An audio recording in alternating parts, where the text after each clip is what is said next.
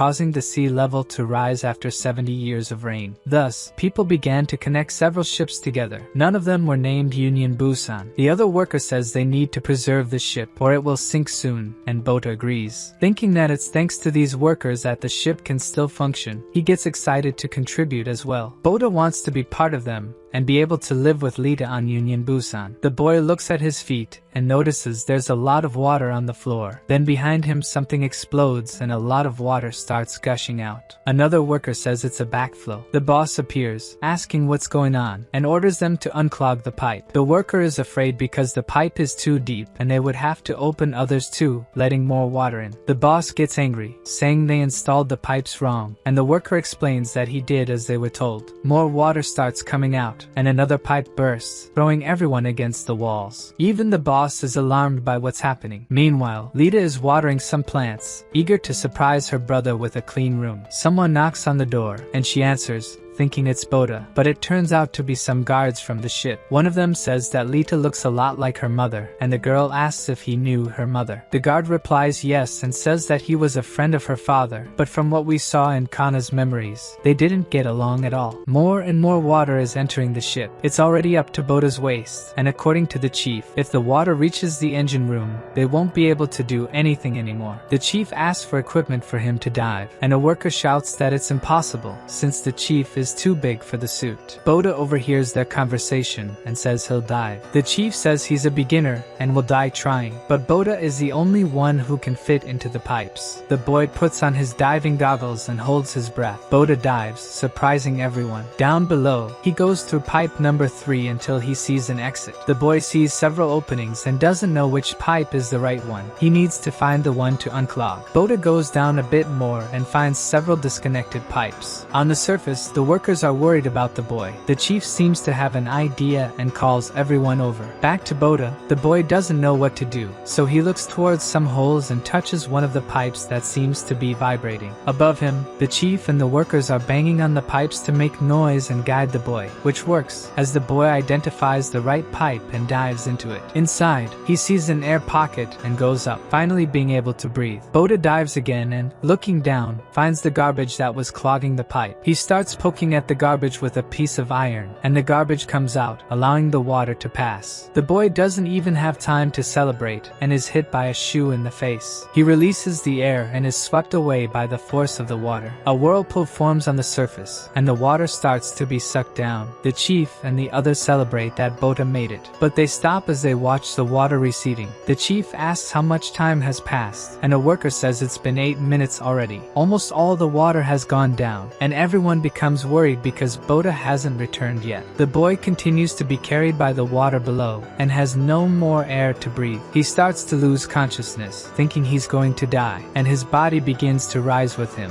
unconscious. The chief keeps banging on the pipe Bota entered, hoping he's still alive, but the other workers are already losing hope because it's been too long. One of them holds the chief, thinking it's already too late. The chief blames himself for what happened, while everyone looks at the hole. Suddenly, Bota emerges, surprising everyone. The boy comes out coughing heavily, and one of the employees, impressed, says it's been 30 minutes since he dove. The chief gives Bota a strong hug, causing him to spit out all the water he had swallowed. The chief asks if he found an air pocket, and the boy confirms. Everyone celebrates that Bota managed to survive. Now, Bota is recognized, and the chief invites him to join the group, leaving the boy happy to finally have a job. The workers celebrate for having a new. Bota also celebrates very happily. Bota passes by the market and buys some things, eager to tell his sister the news. He opens the door and finds his sister sitting in the middle of the room. Lita looks scared, and Bota asks if she's okay. She screams for her brother to run, and he doesn't understand what's happening. Suddenly, a hand approaches Bota, hitting the boy forcefully in the face. The guard from before triumphantly says he got Bota ma. The guy says he saw Bota's name on a report. He couldn't get over the beating he took from Tian, so he remembered the name when reading the report. The guard kicks Bota in the stomach and, holding the boy by the hair, says that the boy's father died fighting monsters, which is a shame because he himself wanted to have killed Tian. Bota looks at him, and the guard continues,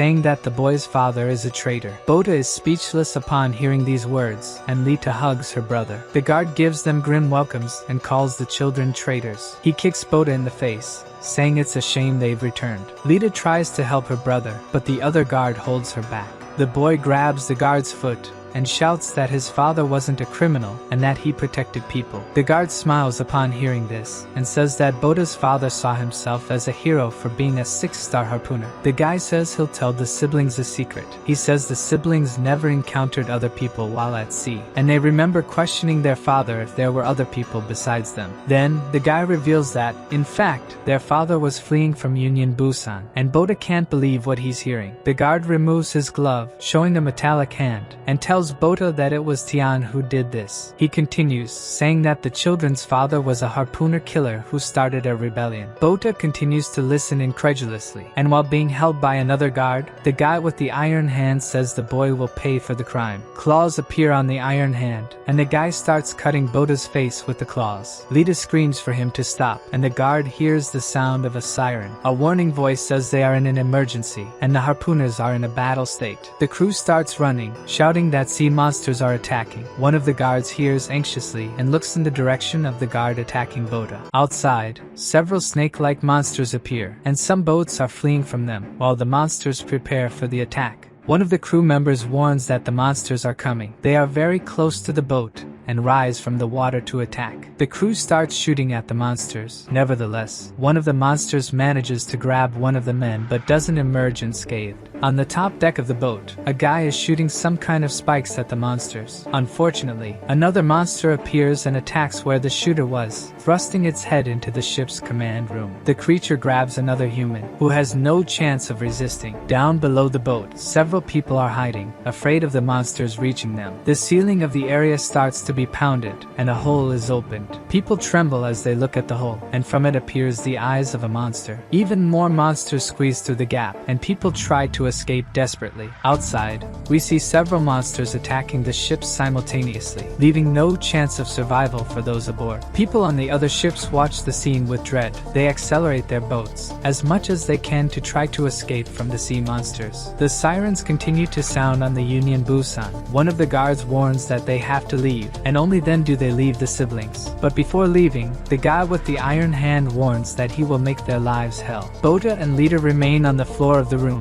The guards have left them locked inside. Lita cries, telling her brother she's scared, and Bota realizes they're not safe there. Kana appears speaking into some sort of communicator, saying the monsters are ill-like. She joins other harpooners, and they line up on some kind of boards launched into the sea. Kana commands where the team members will attack. The monsters are almost reaching the boats. One of the crew members sees the harpooners arriving and shouts to his comrades to hold on just a little longer. Brune puts on some sort of mechanical gloves and jumps over the crew member, heading towards one of the eel-like monsters. Brune lands a punch right in the middle of the sea monster's face. The blow is so powerful that it shatters the monster. He prepares to attack again, and spikes appear on his gloves. Then Brune starts throwing several punches at the monsters, quickly defeating 5 of them. The crew begins to cheer up, hopeful of being saved. Brune notices some green slime on his gloves, and one of the crew members also steps on a pile of this slime. They look alarmed at what's left of the monsters. Kana's team is attacking the monsters from the other side. They are hit by dozens of small harpoons and begin to release slime as well. The slime-covered eel monsters try to capsize one of the boats. On Brune's side, he shouts for the crew to flee, or they'll end up dead. One of the guys is engulfed by the slime and is almost being swallowed by one of the eels. He screams in desperation, and Kana appears above the monsters, performing a spinning attack, cutting off the creatures' heads. Kana tells Brune to escape with the people while she attracts the monsters. She takes the pheromones that the doctor made for her and, unsure if they will really work,